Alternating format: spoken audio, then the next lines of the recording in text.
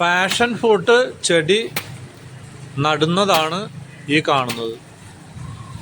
അപ്പോൾ കുഴി വേണ്ട, നമുക്കിത് ഒരടി താഴ്ചയിൽ മണ്ണ് ഇളക്കിയിടണം. കണ്ടോ?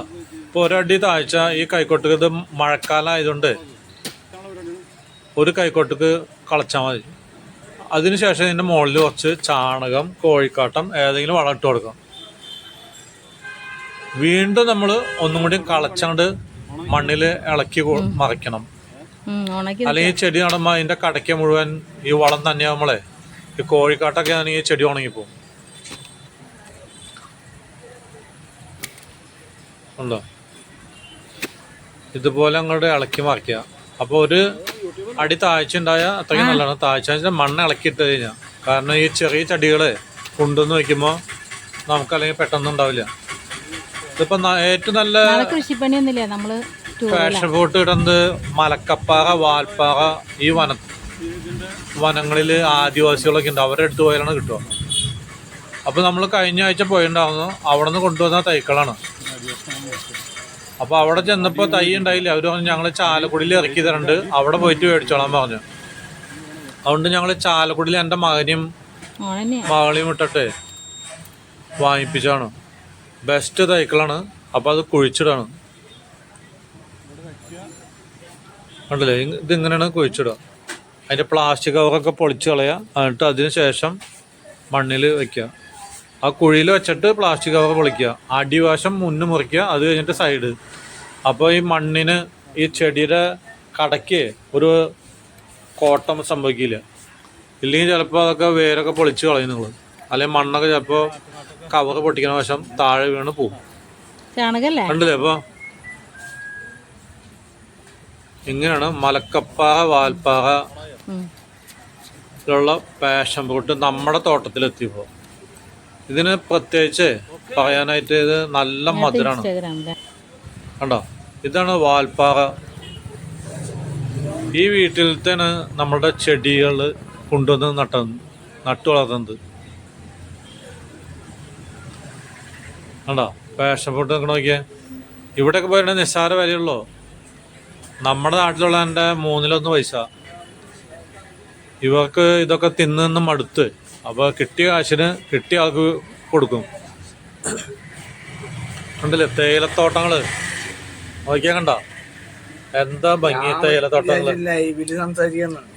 ലൈവിലല്ല, ഇത് ആൾക്കാരോട് പറഞ്ഞു കൊടുക്കല്ലേ. കണ്ട പാഷൻ ഫ്രൂട്ട് ഇതാണ്. കണ്ടില്ലേ ജോയി? പൂവിട്ടാണ് കായ. ഇതെന്റെ കൂട്ടുകാരൻ വന്നിട്ടുണ്ട്. അവൻ ചോദിക്കണ ചേട്ടൻ എന്താ എന്നെ പോയി വിളിക്കാൻ. കണ്ട, ഇതാണ് മലക്കപ്പാറ, വാൽപ്പാറ റൂട്ടാണിത്. എന്താ ഭംഗി, എന്താ രസം എന്നറിയാം.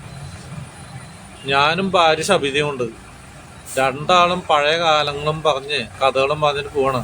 പണ്ടത്തെ മുഴുവൻ കാര്യങ്ങളൊന്നും പറയാൻ പറ്റില്ല, പിന്നെ നല്ലാവും. അത് കാരണം ഞങ്ങള് ഒരു രസത്തിന് മൂളിപ്പാട്ടും പാടിയിട്ട് ഇങ്ങനെ പോവാണ്. കാനന ഭംഗിയും തേയിലത്തോട്ടങ്ങള് കണ്ടില്ലേ? തമിഴന്മാരുടെ വണ്ടികൾ പോണുണ്ടോ?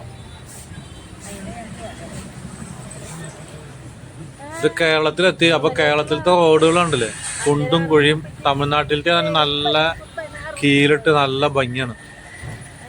ഓരോ കുഴിയിൽ ചാടുമ്പോൾ പിന്നെ ഉറങ്ങണ ആൾക്കാരുണ്ടെങ്കിൽ ഉറക്കൊക്കെ പോയി കിട്ടും.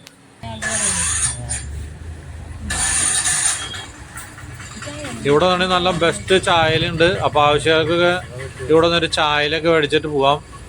നാട്ടിലുള്ളതിൻ്റെ പകുതി വിലയ്ക്ക് ഇവിടെ സാധനം കിട്ടും. അതും നല്ല കടുപ്പം ഏറിയിട്ടുള്ള ചായകൾ. എന്താ ചായ കുടിക്കണം. അപ്പൊ ചായക്കട കണ്ടാൽ നിർത്താനാണ് എൻ്റെ ഭാര്യ പറയുന്നത്. ഈ കാട്ടിൽ, ഈ തേയിലക്കാട്ടിൽ എവിടെ ചായക്കട ദൈവത്തിനറിയാം. അങ്ങ് ദൂരെ ഒരു ചായക്കട ഉണ്ട്. അപ്പൊ നമുക്ക് അവിടെ നിർത്താം. ഒരു 3 മണി, 4 മണി, 5 മണിയൊക്കെ ആകുമ്പോഴേക്കും ഒരു ചായ കുടിക്കണം. ഇല്ലെങ്കിൽ തലവേദനയാണ് ആൾക്കെന്ന് പറയും. എനിക്കതൊന്നും വേണ്ട. അത് പണ്ട്, ഇപ്പൊ വേണ്ടാന്ന് വെച്ചോട്ടോ. ഇപ്പൊ ചായ ഒന്നും വഴിയില്ല, അങ്ങനെ കുടിക്കാന്നില്ല. ഞാൻ ചായ കുടിക്കാത്ത തന്നെ അവൾക്കും ചിലപ്പോഴൊക്കെ വേണ്ടെന്ന് പറയും. സബിത, ഓ ചായക്കട എത്തിയപ്പോ. അപ്പോൾ ഞങ്ങൾ ഇവിടെ നിന്നൊരു ചായയൊക്കെ കുടിച്ചിട്ടാണ് ഇനി വീണ്ടും യാത്ര. ഒരു 6 മണിക്ക് മുന്നേ ചെക്ക് പോസ്റ്റിലെത്തണം. എന്നിട്ട് വേണം വീണ്ടും ഈ കാട്ടിൽ കൂടെ ഉള്ള യാത്ര. അപ്പോൾ ഈ അമ്പലത്തിലൊക്കെ പോയിട്ട് ഒന്ന് പ്രാർത്ഥിച്ചിട്ട് വേണം പോകാനായിട്ട്. ഇല്ലെങ്കിൽ വഴിയിലെ ആന ഇറങ്ങിയിട്ടുണ്ടാവും, പിന്നെ നമ്മളുടെ യാത്ര അങ്ങനെ അങ്ങനെ മുടങ്ങും. അപ്പോൾ ചേട്ടാ 2 ചായ എടുത്തോട്ടോ. അപ്പോൾ ഇവിടെ നിന്ന് ഞങ്ങൾ നല്ല ചായ കുടിച്ചിട്ട് വീണ്ടും യാത്ര തുടരും. അപ്പോൾ ഈ ചായക്കടകളിലൊക്കെ ഇടയ്ക്കിട്ടൊന്ന് കയറണം നമ്മൾ, ഇതുപോലത്തെ ചെറിയ ചായക്കടയിൽ. അപ്പോൾ ഒരു ചായയും കുടിക്കാം, ഈ നാട്ടിലത്തെ എല്ലാ കാര്യങ്ങളും അവരോട് ചോദിച്ചറിയാം, എന്നിട്ട് വീണ്ടും നമുക്ക് യാത്ര തുടരാൻ പറ്റും. അപ്പോൾ നിങ്ങളൊക്കെ പോകുമ്പോൾ ഇതുപോലെ ഇടയ്ക്കിട്ട് തട്ടുകടകൾ, ചെറിയ കടകൾ കാണും, അവിടെയൊക്കെ നിർത്തുക വണ്ടി, ഒരു ചായ കുടിക്കുക, ഒന്ന് റെസ്റ്റ് എടുക്കുക, എന്നിട്ട് വേണം വീണ്ടും യാത്ര ചെയ്യാൻ. എന്താ ഇപ്പം ഉണ്ടോ ഇവിടെ അവാക്കട എന്നിട്ട് ഈ സാധനം 1 കിലോ. അപ്പോൾ ഭാര്യയ്ക്ക് 2 കിലോ മേടിക്കാൻ പറയുന്നുണ്ട്. അപ്പോൾ ഞാനവിടെ ഇറങ്ങി ഈ മരച്ചോട്ടിൽ നിന്ന് അവാക്കുട ഈ സാധനം മേടിക്കണം. കണ്ടോ 2 കിലോ എടുത്തോ, നല്ല സാധനം ആയിക്കോട്ടുണ്ട്. എന്തായാലും ആവട്ടെ, അത് വളരെ സന്തോഷമായി. നമ്മൾ ഇത് കുറച്ച് മേടിച്ചാൽ തന്നെ.